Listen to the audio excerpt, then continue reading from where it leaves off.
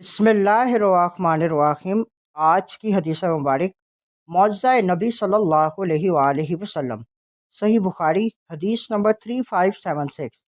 حضرت جابر بن عبداللہ رضی اللہ تعالیٰ عنہما نے فرمایا، حدیبیہ کے دن لوگوں کو پیاس لگی جبکہ نبی اکرم صلی اللہ علیہ وآلہ وسلم کے سامنے چمڑے کا ایک برتن موجود تھا۔ آپ صلی اللہ علیہ وآلہ وسلم نے اس سے وضو فرمایا۔ صحابہ کرام پانی کی تلاش میں حاضر خدمت ہوئے۔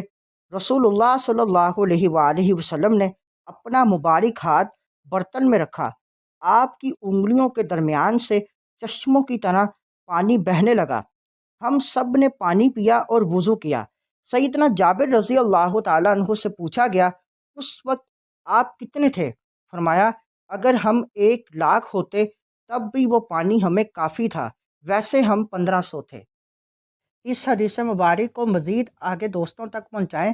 مزید معلومات کے لیے ہمارے چینل کو لائک اینڈ سبسکرائب کریں۔